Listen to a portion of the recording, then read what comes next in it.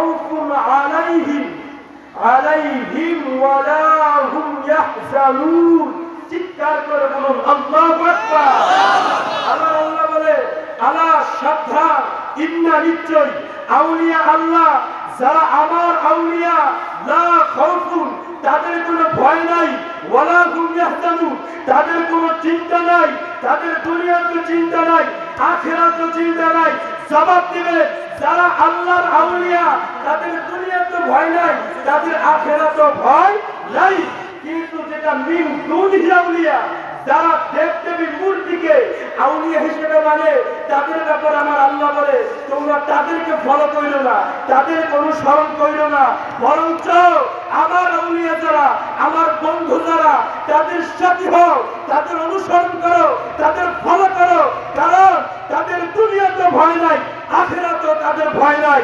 বন্ধু যারা আল্লাহর আউলিয়া, তাদের এই দুনিয়াতেও ভয় নাই, আখিরাতেও ভয় নাই। চিৎকার করে বলুন আল্লাহু আকবার।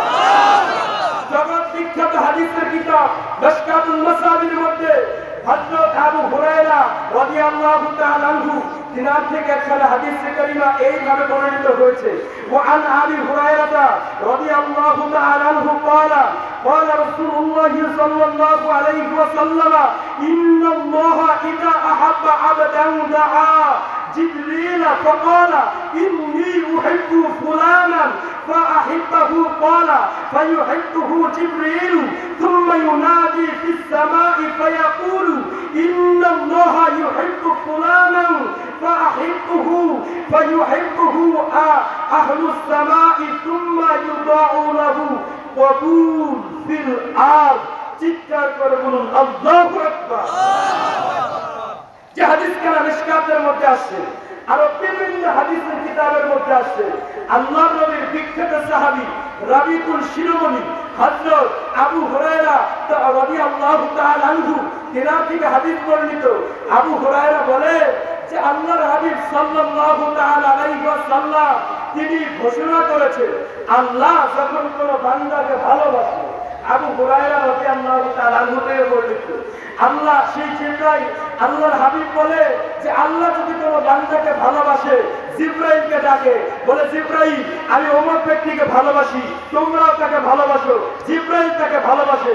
জিবরাইল আবার আসমানবাসীর মাঝে ঘোষণা করে, হে আসমানবাসী, অমুক ব্যক্তিকে আল্লাহ তাআলা ভালোবাসে, তোমরাও তাকে ভালোবাসো। আসমানবাসী দুনিয়াবাসীকে ঘোষণা করে, হে দুনিয়াবাসী, অমুক ব্যক্তিকে আমার আল্লাহ ভালোবাসে, তোমরাও তাকে ভালোবাসো।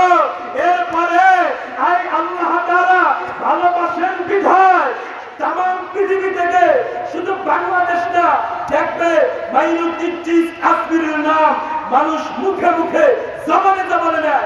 শাহজালাল ইয়ামানির কথা না, কথা বলুন ঠিক কিনা?